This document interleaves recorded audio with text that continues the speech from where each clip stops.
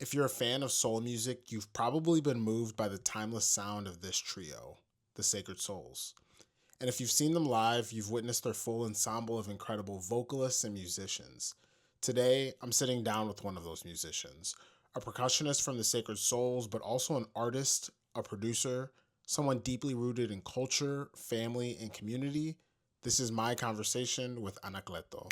Yeah, let's just jump back into it. Anacleto, thanks for being here. Of course. This is so special, and we were just listening to some of your music, and it's just like, one, really cool that you're here joining us, and also really cool that like you are someone who clearly loves music, people, Chicago, collaboration, like all of these things, and just thank you. Yeah, thank you guys. Yeah. It's been really warm and special, and that was really nice of you to give me that amazing Ghanaian record. I'm gonna wear that shit out. I'm excited. Please do, man. Yeah. And I think the one like unspoken bond that we had prior to like even meeting was our cultures. Like, that K Frimpong record that I got you was just so near and dear, and like near and dear to me, and the relationship that I have like with music myself and my dad, who was like the culprit of getting me into music. And then also you have a very shared experience with how you like have this big love for your Italian roots and, the music and the culture, there too. Yeah. I mean, and the history's crazy. I don't think people go back far enough to realize that we're actually all from the same place. It's like all stems from the same thing. Yeah. All of it. How cool, or like, I guess, is when you were growing up, like, was it cool, or was it like a little bit of a big difference to grow up so close to your Italian roots?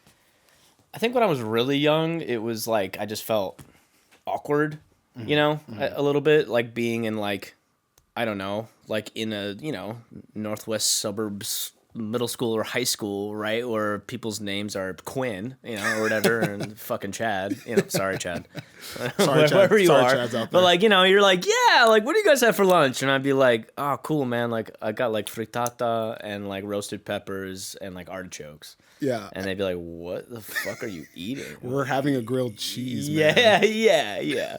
But then, as I got older, I don't know. I've always been really passionate about like history and culture. So I was just like, wow, like I do come from an awesome culture. Like it's such a privilege. Mm-hmm. It's a huge privilege, obviously a lot of people don't have that at all,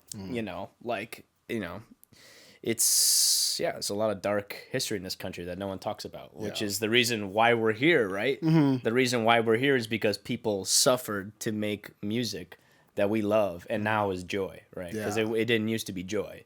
It used to be like, let's get away from this horrific situation, which is slavery, and let's all do something to spread some joy. Let's sing, let's do something. And express ourselves and how we feel. And now here we are. Yeah. And there's a lot. But like, there's a lot there. Yeah. I mean, how important is that history for you? Like, how important is that history, not just slavery, but like, the even, Italian immigration story, being in the forefront of yourself as an Italian person and someone who like spreads this like beautiful joy for your culture. Oh, thank you, man. I mean, it's super important. I think, I would argue that it's everything, and that if you're looking for something to study or for something to get into, it's already there. Mm-hmm. You just gotta like do the work. But like, I don't know, like it's always been my thing. I've always just been like, wow, I'm obsessed with Brazil, and I went to Brazil and whatever, and then I'm like at the house, I'm like, what am I doing today? Well, I have a gig at Dorian's next week, right? And it's this Brazilian jazz gig, right? So what am I doing at the house? I'm just like playing bandeiro and like, making Brazilian mate and like shit like that. Yeah. And like, it's just, I don't know, it's important to like envelop yourself into what you're into. I don't know if that answered your question. I don't know if I heard it correctly. But no, I just love that you took it where you wanted to go, honestly. Yeah. And like, when you talk about these international, like worldwide genres and like, you know, soundscapes from other places in the world, I guess, how much of understanding the culture do you try to do so that you can, you know, whether you want to play these songs, you know, the music from these places or listen to them, like how do you couple those things when you find that you're appreciative of it? I mean, that's definitely the highest importance to me. I mean, truthfully, I think like I've met a lot of young percussionists or drummers or just musicians in general that are like, man, like, wow, I love Cuban music. Like, would you suggest? What would you suggest? And my answers are always pretty stark. It's like, okay, well, what do you play? Well, I play guitar. Okay, well, what do you like? I like this style. Oh, so you like guajira music, like campesinos, like from the campos, like the farmers. I'm like, okay, like do you know like Arsenio Rodriguez? And they're like, no. I'm like, okay, start with Arsenio Rodriguez and just like listen to that, and then if you hear a term or you hear a word, like break it down, search it, write it down on a piece of paper, and like really try to figure out how that happened, you know?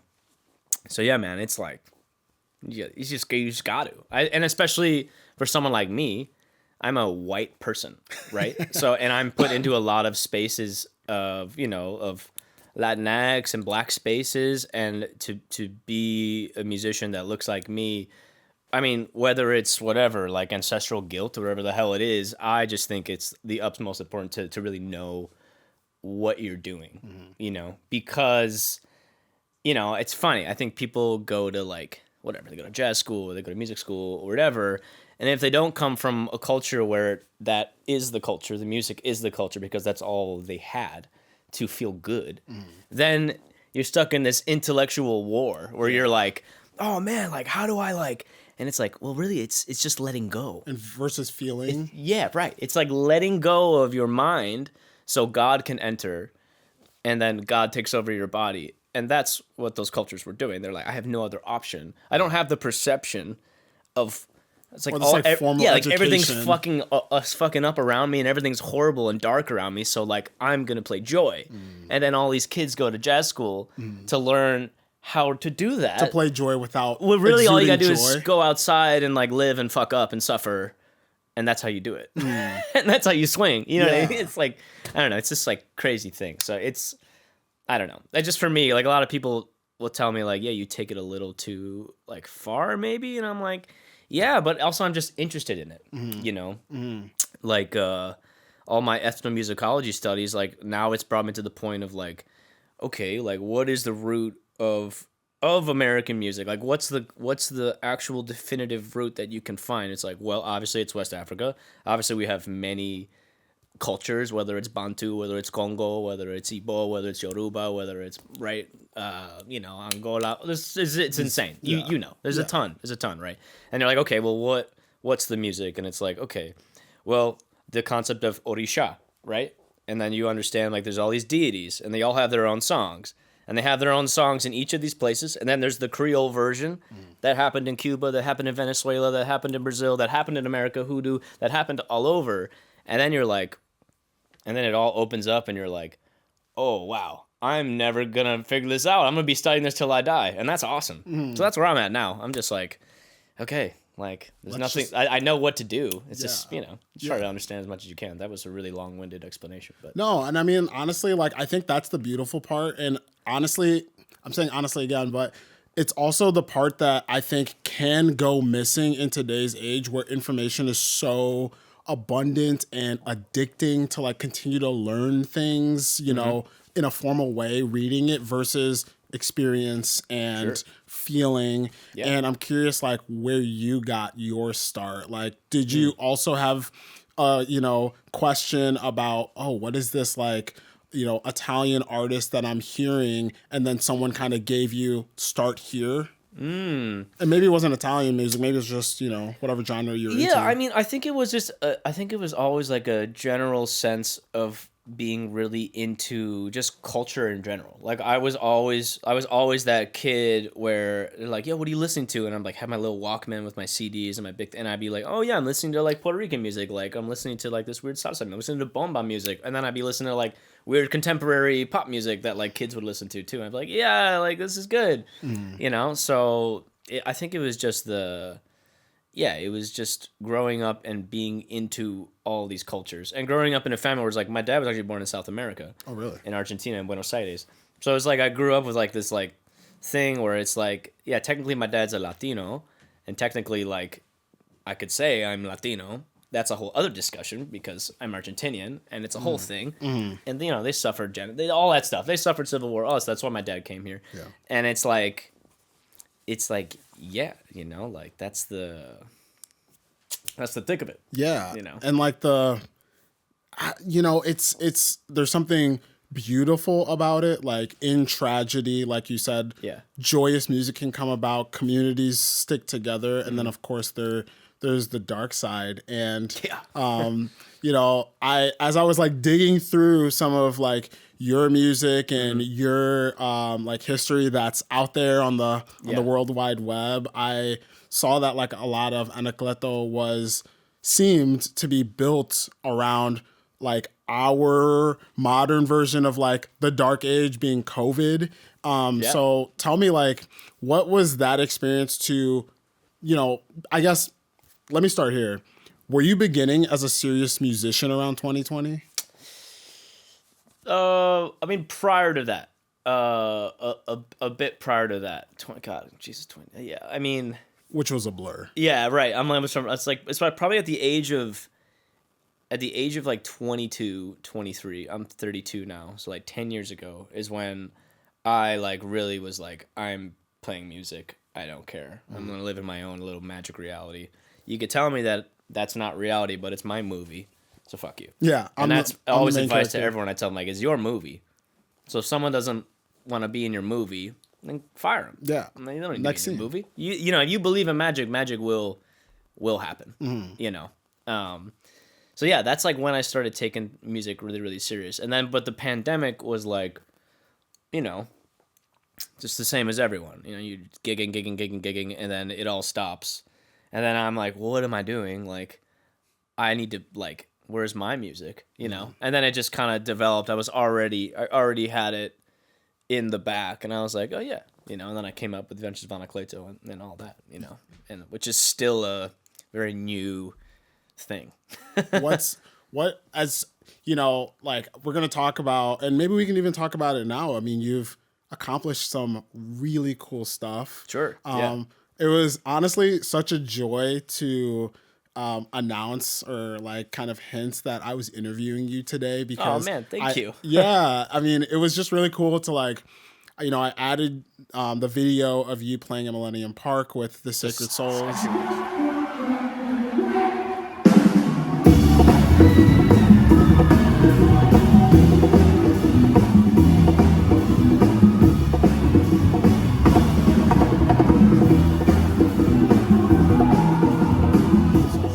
Sick video. Low-key, I love that video. The energy was crazy. Yeah, and I love that, like, you know, it feels like we're getting this behind the scenes on the, you know, the Sacred Souls, but we're getting a first look at what it's like being, like, almost like a GoPro POV of you on stage. Sure, yeah. And, you know, I guess, yeah, talk to me about, like, as someone who has said that it feels so new to be an artist, but also it feels like from the outside perspective feels so seasoned because you're playing Coachella, Lollapalooza, you know, with the Sacred Souls. Sure. Yeah. I mean, I think when I was saying that, it's I guess like performing and doing music, I feel like that is so like not even an issue, or that's like so natural to me now.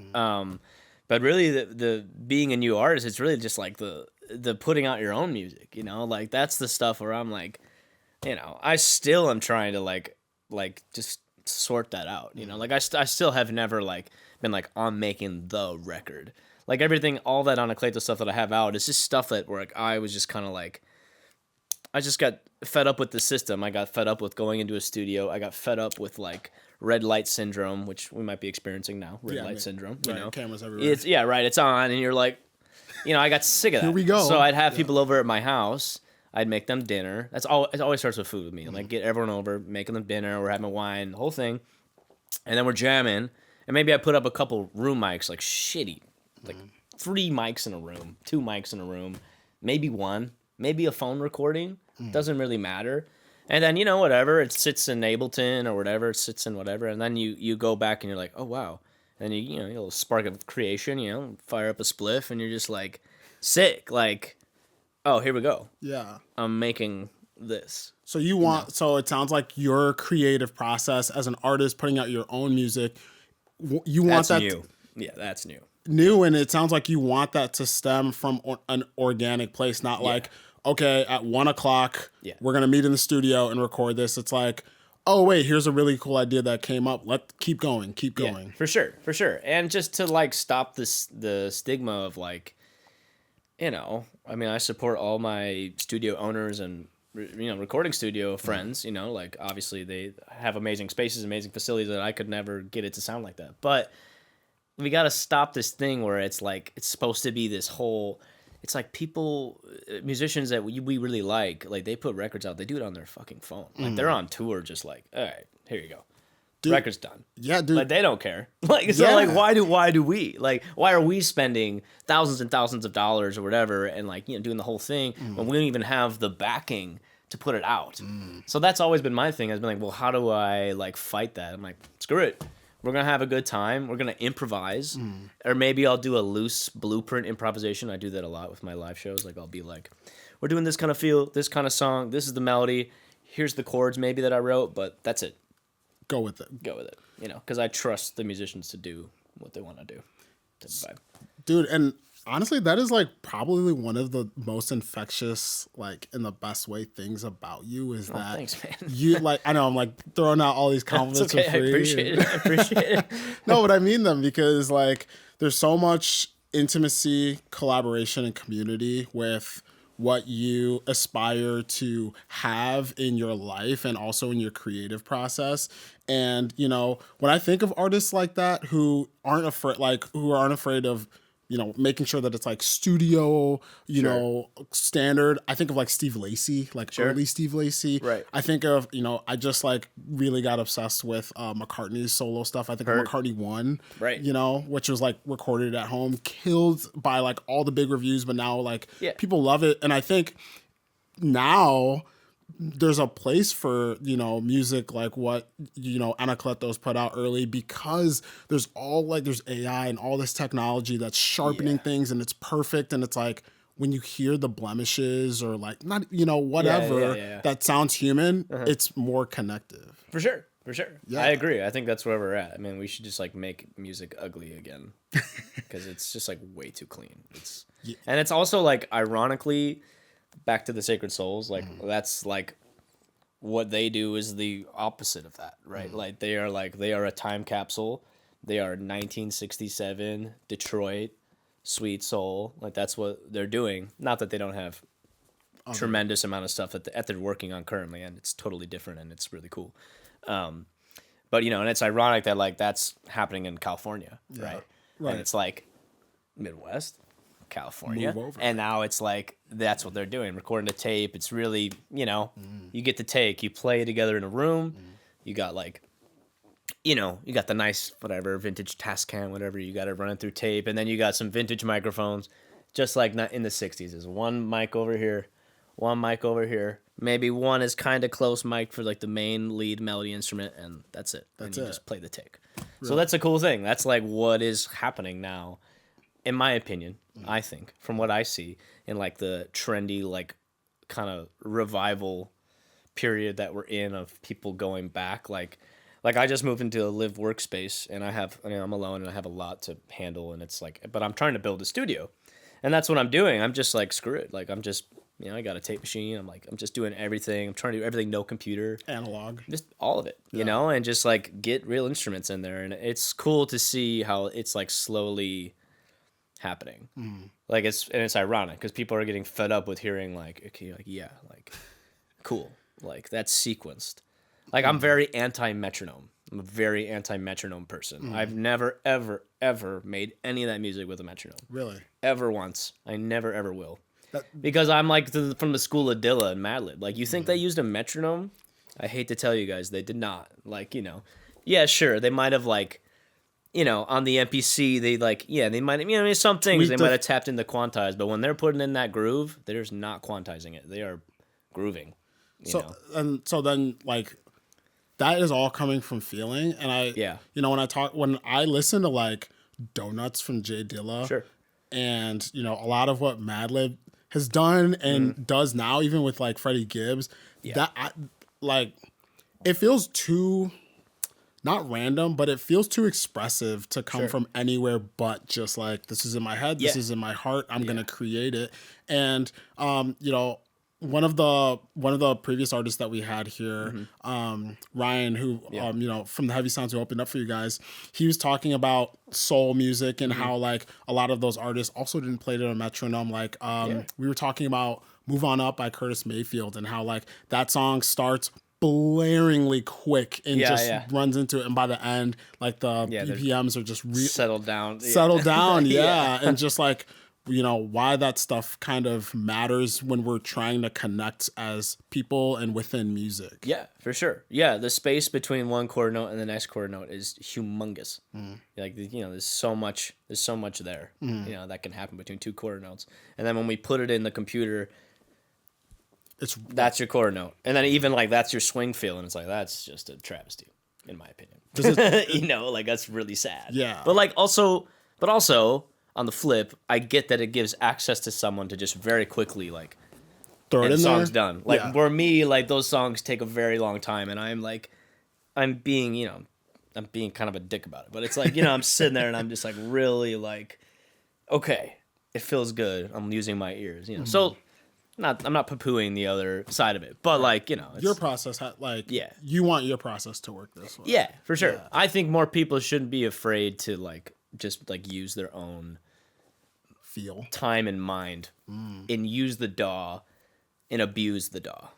You can, and that's why I like Ableton, because I can abuse the DAW. You don't have to stay in the grid. You don't have to stay right there. You can just kind of break the rules a little bit. And what is the DAW? The digital audio workspace. So Ableton, Logic, anything you make music on the computer type of vibe. How do you? That's always my thing. How do you make it the most human as possible? Using this non-human. Right. Yeah, and then you get to the point where I'm trying to get to now, where you're actually just screw the DAW and just record into tape and do it on the mixer. People love it. They love it. Yeah, and I think honestly because there's so much music out and someone somewhere probably isn't gonna like it and may even tell you somehow in comments or whatever, or maybe they're bots too. How important is it that you as the creator love it so that it lives forever in what you are proud of? I think it's I think it's everything, but also I think it has a time limit. I think when you make something and you enjoy it at that period. And that energy and that spirit from that composition or from that piece or from whatever that beat or whatever it is you made, I feel like it has a time limit, and when it's fresh, so it's you're gonna feel, that's what it should be for. It should be for you. It's not for people. Yeah. And bad feedback is probably better than good feedback. Why's that? I just feel like that's real. That's real learning. And that's that means you actually made someone feel something, or they were able, especially in the Midwest, right? Or they were able to actually tell you, I really didn't like that. It made me feel really uncomfortable. I've showed people some of my music, I feel really uncomfortable, and I'm sick. That's awesome. So glad you're uncomfortable. That's amazing. I was gonna play In Between, but is there anything that from that record? Should I play that? Yeah, you should play it. Okay. You should. Right. That's a great one. That is a good one. That's a really good one. I think that's Sometimes you get lucky. That one was one of those where I just got lucky. Here, let me play some of it now then. There you go. Yeah, shout out Dax Vision on the vocals. Oh my god, my friend Dax who just had a baby singing on this. Yeah, and is that I guess here I'm gonna skip forward to my favorite part. Sure, go ahead. It's okay. Okay, let's go here. It's a trippy song.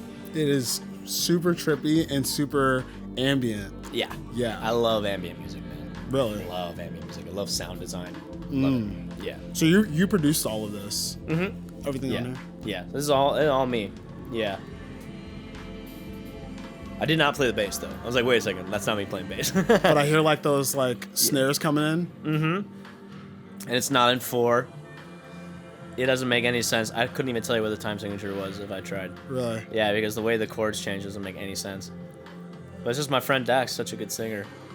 Honestly, like He's incredible. the one thing that I don't even I want to hear if this was intentional. Sure. When this song ends, it loops so perfectly that I could listen to this song for 5 hours, find peace, like, you know, one of those I guess like peaceful like playlists that you can play all day or whatever. Yeah. I was like having one of the worst weeks the other week. Oh, man. And I just like played this and I didn't realize that it was looping, and I was like, oh my God, this playlist is like really good and very, very, like all of these songs are like sequenced well. It was one song. Oh man, that's awesome. That's awesome. Yeah, it's because there's this operator synth in the back that keeps doing this like this thing, and that's like the whole idea of the song. Is the song is from a pretty like dark thing that happened to me. I like, long story short, I like almost died once. I got really sick, and I like shot out of my body and saw my own body. Whoa. And I just had a lot of like mental issues from it, like just like a little like not, you know, not insane PTSD, but like obviously a little PTSD. I still to this day have like these little like head tremors that I get. You know, no insurance, America, like, you know, that's the world we're living in. Yeah. So that whole song was just about that experience of like being in between the body and soul and not being sure if you're alive, but also being alive at the same time. Dude, that captures that so well. Thank you, man. Because Thank it's you. like it's like ghostly too, Yeah. but also psychedelic and Yeah. still jazzy. And then there's there's vocals in the back that are kind of like haunting in a Motown way. Like there's a lot of soul, but it's like if you strip back like a Marvin Gaye song and just heard like the like some of the I guess melody or harmonizing he was doing, it's very ghostly. Sure. So it's all of those things. Yeah, And I think for that sure. captures that well. Yeah, thank you, man. Yeah, that was like it was something where I was feeling something. I was really distraught. I was really down on my I wasn't lucid in reality, right? Like every day what happened from that experience is I wasn't sure if, like, even right now sometimes I question, but I'm cool with that, is that I'm not even sure if we're alive. Honestly. That's kind of how I live my life. Yeah. Like, I don't know how I got here. I know I took an Uber, but like, Here we are. you know what I mean? Like, I don't fucking know what the fuck's going on. Like, are we fucking alive? Like, what the fuck are we doing? Yeah. So, I don't know if that helps anyone out there, but I'm not sure if I'm alive. That's what the song's really about, and life in general. And then, obviously, you know, after that experience, like, you know, I've come to, you know, it's like, what do they say? Like, the man of knowledge knows nothing and keeps quiet, you know? Like, but you know everything, but you keep quiet. Quiet is kept, you know, type of thing. There's a post that you have where you like expand on a very similar quote. Do you remember that quote?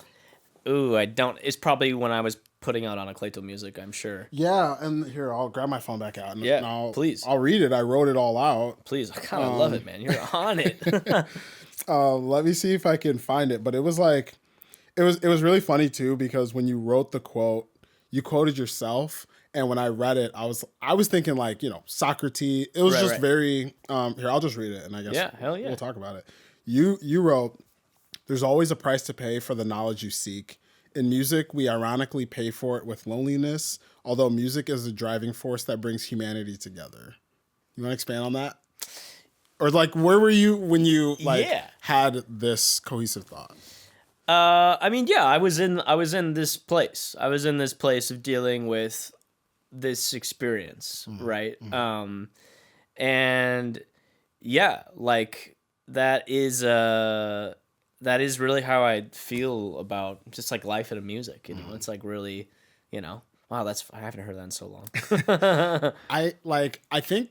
I will say, I think the purpose of like asking you to come here and talk to me about music and like the having this exist, this like medium, especially in a place where I feel like is underappreciated in music, being Chicago, is to try and bridge that. Like, I feel the same way, only because when you are in love with music, obsessed with it, whatever, Yeah. like really diving into it, you know, you're wearing headphones, Right. you're like siloed, whatever, or making it, I'm sure it can feel very lonely, Sure. especially during COVID. Oh, yeah. And how do we get from there to a space like this where right now, you know, we do have the cameras on, but like we're listening and talking to music together? How do we do that naturally with friends so that it's not such a lonely place? Oof. That's a really good question. Yeah. Food. Which like who doesn't Food and love wine. that? Who doesn't love that like bridge, right? Yeah, food and wine. Yeah. Like, you know, for like literally, for instance, I have this big Brazilian gig at Dorian's. It's like for the Jazz and Gumbo series. You know, sold out. And it's like kind of like I think from all the touring with the Souls and all of that kind of like just doing that and experiencing that, I don't think I could like really get like I was never anyone to get nervous. Like I always said, like nerves are just like excitement with the shitty mask. And so like now it's at a point where I really could just kind of perform and I don't really care. But the only way I'm getting these musicians to come rehearse is it has to be Tuesday at 9:30 a.m. That exact time. Exact time, and I have to be at in the south side of the studio at 1 p.m. Right, and so it's like we have this little time period, and they're all like, I don't know, and then I literally was just like, okay, here's the menu, and I just sent all these Italian delicacies. It might be like Italian brunch, whole thing, the deli cuts, the cheese, everything. It'll all be there, olives, whole thing. I'll make bread, whole thing, coffee. I'll have amaro to put in your coffee, grappa to put in your coffee. I'll have booze, whole thing. Yeah. 9:30 in the morning.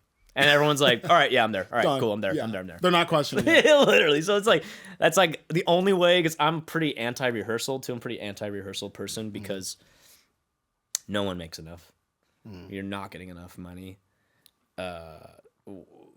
It's like, you know, trying to get someone to play your originals the way that it's recorded and making them rehearse, and you're going to pay them $100, $150, even $200 is a slap in the face. Yeah. Just don't pay me, you're saying? Yeah. Like, let me do it because I love it. Then. Yeah, like, exactly. So I've been so like, we don't need to practice, let's do it, you know. But then by the times I need to, I'm like, food. It's the only way. Yeah. Has that become a part of your identity with growing up with, you know, yeah, for sure, man. You learn how to cook from an early age? Man. It was like my family, it's like crazy, dude. My nonna, who's still here at 93, man, she's just like, never sits down, always in the kitchen. We always grew up like in the garden. We always grew up cooking, and like my obsession with culture and food all plays a role into the percussion. It's like, you know, like I have so many fond memories. Like even now, like what would be my dream thing? It's just like, honestly, me at the house, like that's what I would do. I'd be like, let's pick a country. What if it's like today's a new learning day, something I don't know. What's a country I don't know a lot about the music about? I don't know, Aruba.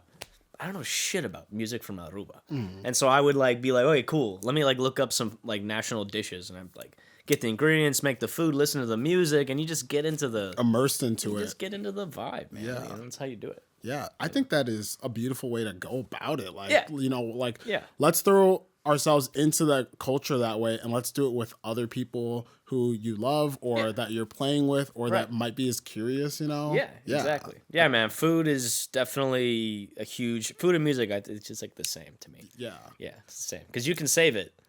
It's happening. It's happening at the time, right? Just like music, like, there's no such thing as like a wrong note or a bad note or a wrong... nothing, right? It's really how you just react. So it's really just life. Same with cooking. Yeah. Like, damn, that is salty. Fuck, I fucked it up. But You're you like, know no, you're it, good. right? Like, wait, what's that? I'm like, oh, dude, that's like, oh, is that like balsamic glaze, like gelatin thing? Okay, that's sweet. All right. Yeah, Let's try that. Okay. Oh, shit. It's still pretty salty. Like, all right, well, what do I do? Maybe some acid. You're like, okay, lemon zest. Like, all right, it's tasting pretty good. You're like, what do I need? I'm like, I need like unami or something. I'm like, I got anchovies. Liquefy the anchovies and I'm being very Italian about this description right now. I know, put on like, the anchovies, and then you're like, I think it's good. You know, just like music. Yeah, and honestly, like also that as you're saying that, I'm thinking of like your mind of music because everything that I've heard from you is like experimental in that way, and it has all of those flavors. Like here's the salt. Like I think I wrote like in some of my notes like, you know, your stage name is The Adventures of Anacleto, and this I know I said something kind of corny in the first interview too. This might be corny, but like some of your songs do feel like an adventure, like something twists or warps or like changes, and it's perfectly genreless. Like this isn't just a jazz song. It's it's not that at all. And like don't come into these songs, you know, with that pre-notion. For sure. And that's totally the idea. The idea is that it is all the same. Yeah. All music is just music. Mm-hmm. And the more we segregate ourselves and say, I'm a jazz musician. Mm-hmm. I'm a blues musician. Why? You're just boxing yourself in. Yeah, it's just like our political situation. There's just billionaires and everyone else. Mm-hmm. That's it. Mm-hmm. You got a few $1,000,000, you're broke. Today. I hate to tell you that. Right. You're fucking broke. Yeah. And you are the same as everyone else on the corner begging for money. Mm. So it's just like, let's just wake up a little bit as a society and like, let's really realize like we don't need labels. Yeah. And it's not doing us any good. And those labels, like going back to your point, like how much of being identified or putting yourself in a box keeps you from feeling alive. Like if you're that jazz, you know, I think the one like kind of weird revelation that I realized in the last couple of weeks was I was listening to an interview with John Oates. Okay. Oh no, sorry, it was Daryl Hall. And I realized that he like kind of grew up as this like bluegrass, country, cowboy chords influenced artist, but of course Daryl and Oates is more of like this R&B pop or like soul pop, whatever. Yeah. So like, why just box yourself and say like I am this jazz artist who is influenced by everything else, but because I want to be labeled this way, I won't ever make the music that I'm excited about. Right. Yeah. Exactly. Yeah, you just said it. Like we don't I mean obviously we need to use words to describe music, right? So but just putting yourself in a box, say I do this, it's like, or I listen to this, or this is like, well, this is everything. Yeah. You know, like it's like even like me, like I'm Italian. It's like, am I Italian? If we really do the history, am I Italian? Let's be real. Like, I'm Southern Italian, right? You like trace it back. Like Bari, you know, Calabria, Sicilia. So that means I'm North African. I'm probably Tunisian. I'm probably Jewish. I probably who else was through the French explorers back in the day? I'm probably part French. I'm Greek. I'm probably Etruscan. It's like, let's be real. Am I actually Italian? No. You know, that's what's funny about culture. Maybe that's a majority. Yeah, but... right. That's what's funny. Like no one really. They're like, oh, cool. But it's like, yeah, but we are everything. We come from everything. You know, like my beard. It's like once I grew, like it's small now, but once I had the beard and grew out. Oh, it was bigger than that? Yeah. Oh my God. When I usually have it, it's huge, and like I'll always have like, you know, dudes from like different parts of the Middle East or North Africa be like, oh, bro, like where are you from? Like where in North Africa are you from? I'm like, dude, I'm Southern Italian. Yeah. Like, oh. So you're North African. I'm like, yeah, exactly. Same thing. Yeah, they can reduce it down. Yeah, but it's just like funny, man. Like culture's so sick. Yeah, culture's sick.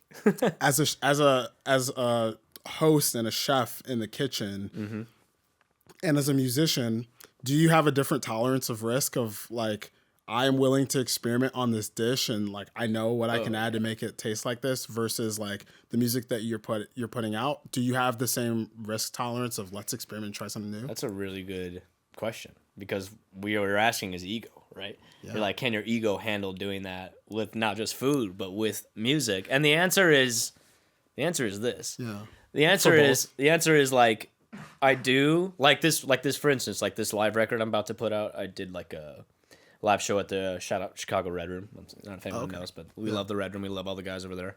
Paul, Joe, you guys are the shit. But we did a live record there, and like, you know, every song's 12 minutes. I didn't cut anything. There's a lot of impurities. There's a lot of me sounding like an idiot, like talking, being like, "Yo, this is blah blah blah," like, you know, and like I sound stupid. I think that stuff. And I'm even singing. I intro the set where I'm singing in Yoruba. I'm playing bata parts and I'm singing ago ile ago anya ago ile ago, and like, you know, I'm fucking white, like, and I'm putting that out. Yeah. You know, that's how we started. So kind of, yeah. Like I'm trying to do that more, like not care and just be like take a risk because we gotta do something. Before we gotta do something. Before that, what's the? Realize I just knocked that down. What is the? what's the biggest risk that you have taken as an artist and have seen the results of that risk? Ooh, biggest risk I've taken as an artist. Ooh, man. It's such a good question, man. I'm trying to give you the right answer. Yeah. Okay. I think I know what it is. The biggest risk is actually what I'm doing now. The biggest risk is that I play in this band that's known, right? Sacred Souls. The risk that I take with is actually instead of being like, yeah, like that's something I do. It's this weird ego thing where I realize what that means in the music scene and in the world that I just, whatever, play with this, whatever. Yeah. And so that whatever opens the doors to things that I never had before, which is a weird, messed up ego opportunity to just get work and pay my bills, right? So I think the riskiest thing is me being like, okay, like, let me just be like, hey, blah, blah, blah, intro, I need a DJ gig. Also, I do these things. And literally just advocating for yourself. That's been the riskiest thing. Yeah. For me, personally. Yeah. Like, my internal, like, I don't like that at all. I don't like the clout. I don't like, Yeah, like, I don't like that stuff. I don't like that I have done all these, like, people are like, oh my God, like, I'm like, yeah, but, like, it's about music, So that's, my answer is, like, just doing that. Like, that's the riskiest thing. It's just been getting over my ego and being like, dude, you worked hard. Like, just use what's happening now and use it to try and, create more olive branches, Yeah. And, it makes me think, one of the videos that you've put out, because I don't know if we talked about it earlier on camera at least, but you have these really cool videos on Instagram where you kind of like set your phone behind you playing the congos for the Sacred Souls. And I think the way I explained it before was we're getting like a behind the scenes look of the Sacred Souls show, but we're getting a first POV, like what it's like to be in the percussion seat. Yeah, exactly. And like the rhythm section, I guess. Sorry for the voice. You're good, man. But I'm curious, like, how much of that has there been an experience that you've captured that has felt, I guess like surprising or new or different for you? Or maybe there wasn't one that was captured. One that I guess comes to mind was when you guys were opening for Kali Uchis on tour, opening for her on tour, and she kind of comes out when I think you guys were playing Let's Get Together by Al Green, the cover. Yeah. So are there moments like that when you're on stage that the audience is doing something or an artist or the band that still kind of gives you that moment like, wow, I'm playing with the Sacred Souls? Oh, yeah. Yeah, and that's, man, I could feel the chills right now. Man, honestly, that's funny. That moment in particular, the first time that it happened, the first time that we did that song with her, first of all, little backstory before I get into it is like, just so people realize what being a musician is like when you're on those kinds of stages. It is like, we're doing this in 10 minutes. Like that's what it's like. So if you're like you just say yes and you just fucking do it. You do what you're told, right? So that was one of those situations, not in any sort of like aggressive way, but we were like, she wants to do this, and we're like, okay, like we could play that song. Like that's an arrangement. We could play the arrangement. Yeah. You want tomorrow or in 20 minutes? Okay, we have an 11-piece band. All right, great. And so you're talking about, shouts out to my homies in the Sacred Souls, some raw ass, incredible, real motherfucking musicians, just arranging that shit, everyone kind of separately, no rehearsal. Really? And just doing that and like, backing up Callie and having her do her thing with an A, just like do your thing. But now back to what you asked, right? The backstory behind what that song is, what it's like to actually perform at that stage. So here you are. You start the song, and it's like a heavy conga groove, You are kind of the drum part, right? We're starting. Josh starts his line, the first verse, and then the spotlight goes up. She starts to sing. People don't realize what's going on, right? And mind you, we're not in ears, the Sacred Souls. The singers are in in-ears. The musicians play music with a monitor, and that's it's like that's actual playing. Like we're in arenas and we're actually there's nothing, no tricks. We're just playing, right? So here we are.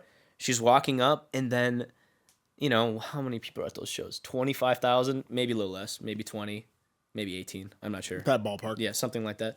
And then like obviously I've heard them roar before, but then they see her, and the roar and the feeling of the energy coming out and then reverberating through the mics and then reverberating through the drums and through your hands and then and then she's walking on the catwalk and you're like, holy shit. Like you're like, holy fuck. And I'm looking at my bandmates like, do not drop tempo. Do not push that shit. Like let's stay together. It's in between fast and slow. That was your immediate thought, though. Like, let's keep rolling. Yeah. Oh yeah, I'm like looking at them like, don't give in to the fucking hype. Like we gotta keep crushing this shit. So that moment was definitely like, this is fucking insane. Yeah. Like that's insane. So yeah, that was definitely one. And like playing Madison Square Garden for the first time was definitely like, whoa. Yeah. That was easy, but we just played Madison Square Garden. That was fucking insane. I love that you mentioned that, because I'm also curious, like, as we talked about some other places that you've played, Lollapalooza, Millennium Park. I'm mentioning 2 Chicago, I guess, stages, and I'm curious if there was like big or small of special stage that you've played, maybe because it felt like home, maybe because something just was going on at the time, but like something that just I also did see that like they sang Happy Birthday to you on stage. Yeah, that shit was crazy. Yeah. Well, was there like a show or a moment like while you're traveling with the guys that felt special to you? Yeah. Personally, as a American quasi-European that kind of grew up here but also spent summers in Italy and whatever, we played Jazz à Vienne in the south of France. Oh, wow. And Jazz à Vienne is at this Roman amphitheater that's still standing, and they throw shows, and it's like, BC dates, like, so. And, yeah, like way back when. And like, I'm just and it's just like, and I'm having my like moment, because like as a kid, that's what I always said growing up, was like, I want to break even, I want to see the world. I'm not going to ask God for anything else. I don't want money. Fuck that. That's irrelevant. I never ever desired any sort of notoriety, anything. I just want to travel and break even, right? So here's this moment where I'm like playing and I am just geeking out. Like I am just like, there's Roman statues. It is like, it's homemade wine, it's cheese, it's fruit everywhere in the little backstage area. Everyone's, I don't speak any French. But I'm just like, wow, we're all dressed up, we're smoking cigars, and like, the guy's like, yeah, another day in France, and me, I'm like, another day in France, this is fucking insane. Yeah. So that moment was super special, and yeah, like it rained during our set, and like people left, but still, I was like, dude, we just played a fucking Roman amphitheater, like. What?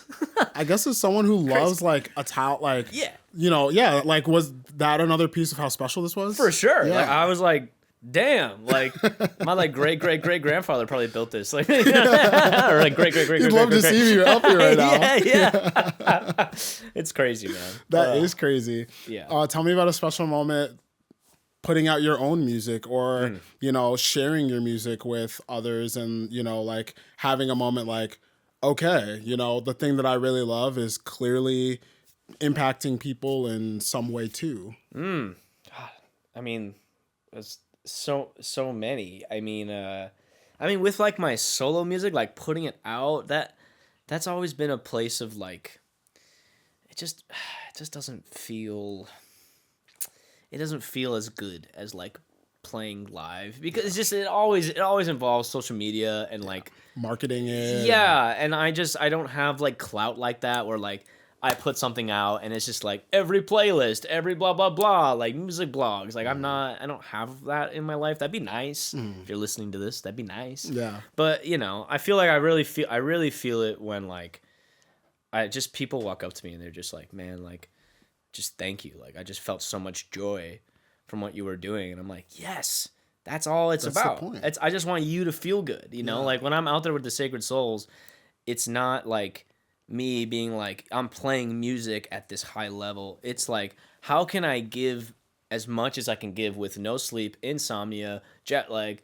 That's what being a touring musician is. It's suffering, and then you do the thing that makes you feel good, which is being on stage, and everything else is just pretty much suffering. Does it make all of those things worth it too? Yeah, exactly. And then I see people that come up to me and they're like, dude, thank you. And I'm like, no, like I don't know how else to give thanks because I worked so hard in the music scene and for so long, and then all of a sudden I meet this band out on the street in Chicago pretty much. It wasn't like some manager hit them up and I'm like, cool person meets cool person. It was like real raw magic shit, you know, hence the name The Sacred Souls. There's some real motherfuckers up in there for real. But yeah, those are the moments where I'm like, I get to talk to people and they're like, dude, I feel so much joy when you play. And I'm like, dude, that's all I care about. Yeah. That's all I care about, you know. And I could be a show where like, wow, I was lousy. Like I messed up a cue. Like I sing background harmonies with them. I'm like, wow, I can't hear anything. I'm like, whatever. I'm just singing wrong. Like, it's fine. You know, and especially without inner ears, like you're probably like, are you hearing how excited and like how much fun the crowd is having while you're playing? And that's also why I'm so I don't like not being in my environment, even with earplugs really bad. But like, even sometimes I'm like, I can't do it. Yeah, I'm just going to pop blaring. And I'm still just like, you want to feel it. Yeah. I gotta be here. I gotta be in the room. I don't like not being in the room. Yeah. You know? Yeah. Yeah. I'm going to play, another song that Please. I think is really cool because one, it just kind of, I didn't really know like what your music palette was. And so to get, you know, we were talking about some soul music and, you know, this is a soul artist that, I don't know, doesn't really like get the shine that like we've talked about, you know? So we play some soul notes. Oh, let's go. Wow, I don't know this. Cool. This is a song you actually recommended to me. I recommended this to you? Yeah.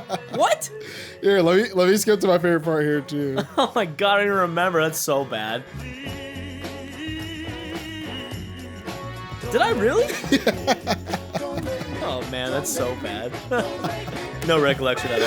Yeah. It's just in your vast library of like, you know, songs. I mean, it sounds like something I would hear and be like, this is dope, you should check this out. Yeah. Yeah. And this chorus here too, just like sounds like everything we talked about with like, it's not perfect. Like, I think it's coming up here. Yeah.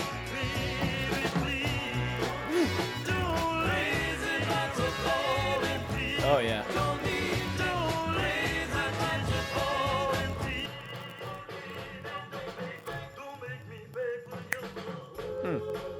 Dude, and honestly, I love that because like it sounds like all of the instruments are kind of colliding into each other in that chorus, but that is like the beautiful part. Like it creates some friction for me where I'm like, oh, to me that doesn't sound perfect, or like it sounds like they made a mistake, but who knows? Yeah. But it also like that, you know, like you talked about getting maybe like some negative feedback and, you know, you kind of like really brought light to that. Yeah, yeah. I think we need to embrace some of that more, and that's what makes things interesting. Like this song, it's like when there's a little bit of friction, that's what you think about later on in the day, and you're like, right. That, and then it becomes this like natural earworm versus like, here's a melody that works all the time, or here's a harmony that works all the time. Yeah, exactly, man. Exactly. I also think it's crazy that you don't remember sending me that. I don't remember sending it to it all. That shit's so fire. Send that to me. I'll send it back to you. That's literally my personality right there. But yeah, send that to me. I'm gonna play one more song before we wrap. And this is another song that you put me onto, and this is. We'll see. Yeah, we'll see if you know. I really hope I know it. That's so bad. I think you might know this one. Oh yeah, Palo Mayores. Yeah, it's my shit. It's my shit. Hugely my shit. I've worn this record out. I love this band. Really? Yeah. And I feel I think I read that like them playing live outside of the Cuban band. Yeah. They really didn't play outside of. Yeah, not at all. Yeah. They were stuck. Yeah. Really? Yeah. So it's like they couldn't if they wanted to. Yeah. No, they couldn't, man. They were one of those bands that couldn't. Yeah. You know, it's crazy, man. But yeah, just like the history here is really crazy. Because that style of rumba, which is from Cuba, people know the word rumba, right? But there's more than three, but there's three main styles. The most famous one people know is guaguancó. Everybody knows that, right? Tito Puente, all that stuff. And then there's Colombia, which is in 6, which is way more African-based music. Well, they all are, but that one is way more like you can like hear it. Yeah. And then there's Yambu, and that's Yambu, and Yambu is the oldest and first version of rumba, and I love it because it's slower, and it's just like super groovy, and they call it like the old people's dance. It's like for the older generation, but like a 1-2 step. It's badass. Yeah, it's badass. Yeah, that song, like I use that song for like training. Like, that's what I put on. I'm singing and playing and working on all my parts. And, like, that's, like, me warming up every day. Oh, really? Yeah, I love that song. Are you, like, for some reason, when I am, like, hard at work and I, even, like, actually preparing for your interview with your music was a lot easier, and it's what I like to do. Yeah. But when I'm, like, when I'm preparing for an artist that has lyrics, it's really sometimes... When I'm just like want to think of my own thoughts but have music on, I have to listen to 2 albums. One is one is the Charlie Brown Christmas album by Vince Guaraldi Trio. Sick. The other, I just got my ass whooped on those songs at a corporate Christmas gig. Oh, were you playing them? Yeah. What song was? I can't even remember, man. I just was like, he's like, you know that, right? And I'm like, I just did the drummer thing. Like, yeah, of course. I don't know what he's talking about. And then he started playing, and I was like, oh, wow, I'm really messing this up right now. Anyways, continue. Wait, could everyone else tell? I mean, some of the musicians were like, that's not it. That's not but skating. like, it's time. It's okay. Like, no, wait, this is it, guys. You haven't heard it in years, right? Yeah. That's all right. What was your other album? The other was, I think it's Atlas by Real Estate. It's their... Sweet. Yeah, I think I got the album right. But I've just, like... worn that album down to the absolute ground. Yeah. And so I I know everything that's like I'm going to hear, and that's why I can like actually work and play. Otherwise I'm like, oh wait, go back. The guitar's here. Oh wait, I want to know. And like, I'm, so new to like. That's good. You're an active listener. That's good. It's fun. And because then you like peel back these layers. Like when I was listening to, some of your songs, like, what notes did I write? Okay. Oh my God. No, Giving. No, I'm saying sick. oh my God, because I'm remembering how Giving made me feel. Yeah. And it honestly, like, I'm a huge D'Angelo fan, as everyone else is. Yeah, that one's definitely got the D'Angelo thing. It does, man. It's got this neo soul. Like, this would have worked in that. And I'm not referencing it to say, like, it would have been, like it's a D'Angelo song. It just fits in that era so nicely that, like, it feels familiar at first, and then it's like, this is, like, it's psychedelic. It has all those, like... I've listened to that so long. Yeah, it's such a good one, man. Yeah. Shout out to my friend Nick that sang on that. Really great musician. And then Nick did another song with you. I think it was, oh my God, Silent Disco. Silent Disco was sick. Yeah. Yeah, I love that one. It's got this, like, cool new jazz feel, and my dad... And it brings... That felt, like, at home for me, because my dad would play, like, new jazz, on a radio station. And, like, I don't know, it took me to that place, which was really comforting. Yeah, that one was cool, too, because I recorded... It was my old band, Late Night Laundry. It was me on drums, it was Emily Berlew on bass, and it was Ari Lindo on guitar. And I used to live in this apartment on Augusta and Campbell, atop this car wash, and there was like this like probably this wide, like you could fit a drum set, but it was like a long and tall closet, and I put the 3 of us in there, so like everyone's kind of like we're scrunched together, and I just kind of put a few like really rough weird old tube mics that I'm not even sure were working. They probably had weird distortion problems and all this weird phasing going on with what I did, and that was us in the room just playing live. Really? And I just found this chop where I was like, this is ferocious. And then half the song, it's like, it's just going. It's just playing. Just sick.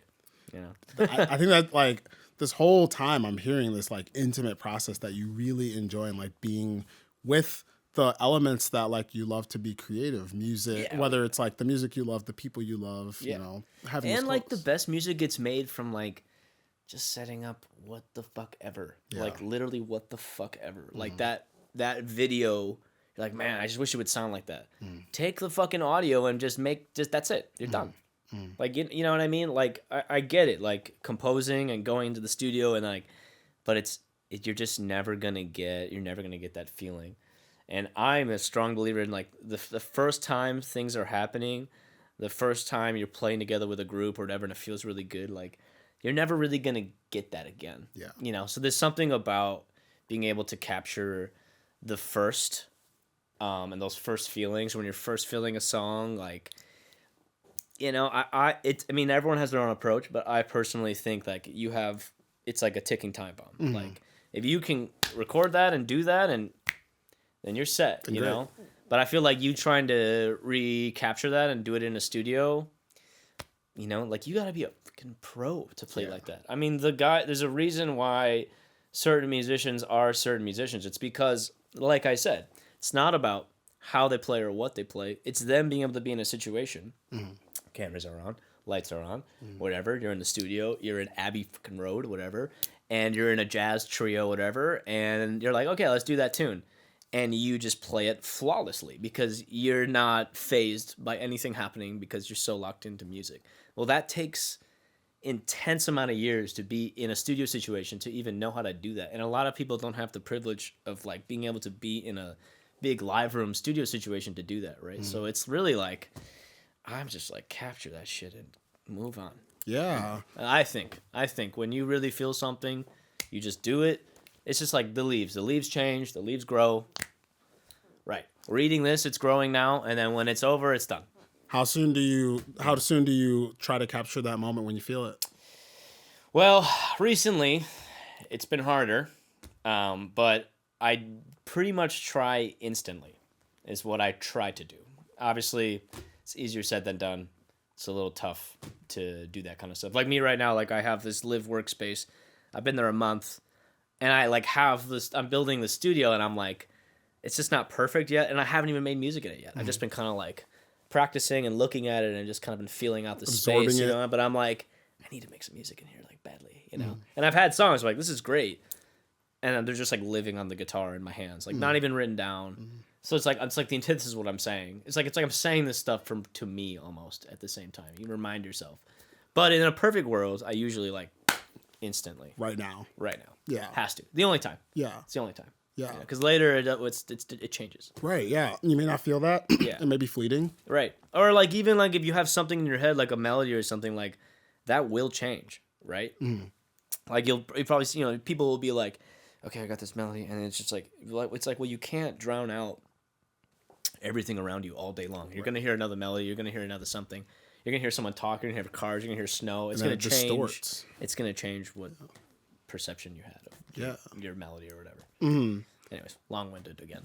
I'm a long-winded kind of guy. I am too. But I am, you know, I'm so appreciative that like you have all this passion and want to dive into music. And, you know, as we wrap up here, I'm curious, you know, like let's stay on time a little bit and let's go backwards a little bit, or I guess current state. Sure. What have been your favorite moments in music in 2025? Woo! Oh my God. Jeez. Feel free to throw in favorite albums, or if you're going to throw in an artist, let us know who your favorite 2025 artist to listen to that other people should also have on their radar, but maybe don't. Okay. Because I don't really listen to a lot of contemporary music, and I don't really know what comes out when it does, but there is an artist, but I don't know how to say their damn name because they're from Belarus. Oh, wow. And it's these symbols. I have to look it up. Hold on. Do it. It's this damn band, man. Here, I'll just send it to you right now. Yeah. And I hate that I can't pronounce. It's like, Cleese something. Oh, it drives me nuts, man. This band. This damn band. Do you know this record? I do know this record. And they just put out a new record. I don't know how to say their name because it looks like symbols. It's like Belarusian. I don't know. Yeah. It's a different alphabet. I don't know how to. Yeah. Yeah. I don't. That. I'm trying to like pull up the record now. But yeah, they just put out a new one. They did. That came out, and I just think that they're absolutely fantastic. I think everything they're doing is incredible, and they're actually friends with my friend Will Miller, who runs Reservoir. Yeah. Yeah, dude. And These shout guys. out, dude, and Will Miller, another like Legend who like as a Chicagoan, it's so cool to be proud of him because he opened up for Krugman, which is so cool. I mean, he's Metro. done so much. Yeah. It's crazy. Yeah. Yeah, he did that shit solo. I know.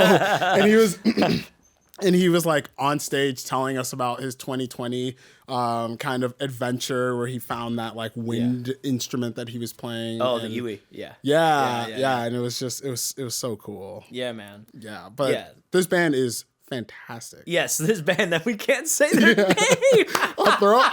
We'll like somehow splice it into the video. It's just like there's just some random computer says the name right when I try to say it. Yeah.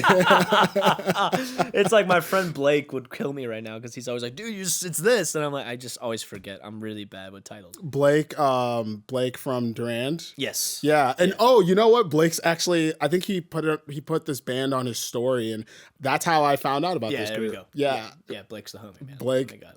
Blake like knows. He's very much like you and a lot of Chicago creatives that I'm getting to know, where they are everywhere in the city and they know everyone and like they're just in tune, like on the ground, understanding like what is going on with music in this reality. Yeah, dude. That's a good guy right there. And actually, low key, me, Will, and Blake are actually gonna try to make something. Actually, that'd be incredible. I'm really excited. I gotta pick some dates with them. Especially with Blake. Blake's doing incredible work with and Patchwork. the three of us are obsessed with this record, and we're like, okay, we got something. Let's make something. And not that we're gonna steal from the homies, but yeah, because Will's good friends with them. They're very, very good musicians. Those guys. But you're inspired. Yeah, I just love it.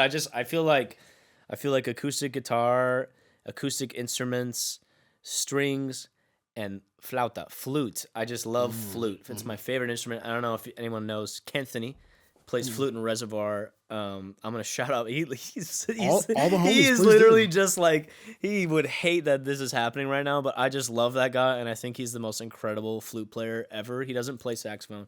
He plays the fucking flute. He's just like, I study my whole life, and I put him on every gig I can. Wow. Like, I didn't even have a budget for Dorian's to have him on there, and I'm like, I won't make money. You just come. Wow. Like, literally, I'm so like, that I don't people care. Can experience. Because I love the flute that much, man. And I just think as a lead, flute mixed with like choral vocals and strings, kind of win. I think that's so cool. You know what I mean? Yeah. I think it's a win. The last question I want to ask is, what is the most recent Anacleto song project, like, and by project not just album, but like maybe something that you are building and want to like give to the world? Yeah. If you want to share, what are you either working on or what are you excited about for 2026? Yeah. It's a great question. And there's only two things right now I'm doing. The one is that live record I was talking about, which I literally just sent off to mastering. So that'll be out, and it'll just be this live. It's just like you were at the show. It's like there's no cuts. So I'm excited about that. I don't really care how it's gonna do. It's not gonna do well, and I don't care. Like, because the people that love it, no one can digest a 12-minute song nowadays, and I don't care. It's for people who want to hear what Chicago sounds like, and that's what Chicago sounds like. Like this is like the most badass musicians ever. Dede Sampaio, he's a Brazilian percussionist who'll be playing with me next week on Wednesday. He's in his 70s. Played with Miles Davis, Tohinho Horta. He's a legend. All the Mazda commercials, the bing, bing, bing, bing, that's him in the 80s. He did all that. That's all him. That's how he made his money, right? It's Matt Skills, Grammy award-winning bass player from Chicago, one of the greatest musicians that we have here in Chicago. Jackson Shepard on guitar, Jake Victor on keys, Kenneth Leffridge on saxophone and flute, and myself. And I'm just putting it out the way it is. Wow. So I'm excited about that. And then I'm also on like the more Adventures of Anacleto side. I'm just like, I'm kind of sick of having all this stuff on my computer. So I'm putting together all the like really like boom bap stuff that I have. And I'm going to put out this like, I don't like to call things like a beat tape, but I'm going to put out this like kind of more hip hop influence thing with no one spitting on it. And then I'm going to be like kind of like shopping it to like rappers in Chicago and be like, dude, just fucking do something. Yeah. Like my homie Kari and shit. I'm like, just fucking do something with this. Yeah. Please. Like, I love you, Kari. But just do something with it. Yeah. Like, it's like, give it all my friends. Just like do something give it more with life. Because it's like, Yeah, I've always been like, I'm gonna put out the like Italian Mad Lib Adventures of Anacleto. Like I'm gonna put that out, and now I'm like, I just want to get rid of it. Like I don't even want it on my computer anymore. If I had the choice, I would smash my computer and get a new one and get rid of all those files. I don't want to see it anymore. You know what I mean? They've just stuck with you for so long. It's just like in general, I feel like I can't handle file management. You just like look at all this stuff and you're like, and there's always possibilities, right? Because you look at your workstation, and you're like, wow, I could sample this, like blah blah, and it's like, okay, like it's done. The work is done. Yeah, This like just it's needs to go enough. out. Like make something new. So that's the two things: the live record, and then I'm trying to put together like the next Anacleto record, which will be like heavy neo soul, like Dilla Madlib Italian record, that which is no one's really done before, kind of. Yeah, which There's is, some Italian guys that kind of do it. I don't know. No. I've been trying. Italians are annoying. I've been trying to get it on an Italian label, and they're all like, "What is this?" I'm like, and you're like, bro. exactly. I'm like, whatever, bro. Yeah. Like, that's fine. I'm literally sampling. Like, I was talking to this Neapolitan record label, Naples, and I sampled all like folkloric Neapolitan music, Tamura and like Roberto Moriolo and these classical guitar players singing all these like really Arabic music. Really is what Neapolitan music is, and they were all like, "What the fuck are you doing?" And I was like, that just means it's good, bro. Right. Whatever. Moving on to the next person. When you can't put it in a box and you have questions, that means like it just means it's good. It's sitting with you. Yeah, exactly. Yeah. So that'll be cool, and it'll be weird because it'll be a lot of like, odd time signatures and like me running it through broken tape machines and like me like re-recording stuff on top and me playing keys and Rhodes and guitar and like all this different stuff on it. So, yeah, those are the two things. Well, as someone who again just like loves your energy very much, like Thank you, man. loves what you stand for with community, all these Chicago legends, and then maybe some of these like unspoken heroes from Chicago who like you used to collaborate with, all these places you go to in Chicago. I guess what I'm saying is that like I think the people that like watch this interview, I really hope at least love what you try and connect with as far as music and people and where you're like proud of coming from. And I'm sure like I know for me like that's really going to be I'm going to really see that with the projects that you have next year and with everything that you have coming on going on, man. Thank you, man. This was a really professional ass experience. I appreciate it. Like I haven't really done a lot of podcasts, but when I've done them before, they're like, here you go, here's some water. Yeah. Like, all right. Well. And I'm like, like we're just in someone's basement, like, you ready? Yeah. Like, okay. We've never met before. Sure. Let's do it. You know what I And mean? I think, so I appreciate the professionalism crew and team. Yeah, man. And I'm gonna did this on the first one too. I want to do some more of this, but I guess I'm just gonna close this out and with some of this band that I can't pronounce. Let's go. I know we should. Let's blast them. Let's blast them. Like, how do you say this in English? Yeah, because we want to say it. We want to share it. I know. So we need to figure it out. It's something Blake knows. Yeah. Blake, I wish you were here. Just tell us. Blake, if you're watching this, please let us know. Yeah, please let before us. we get crushed on social media. Yeah, before we get canceled. Please. Anacleto, thank you so much. Man, thank you, brother. Yeah. So great. Sweet. Yeah, man.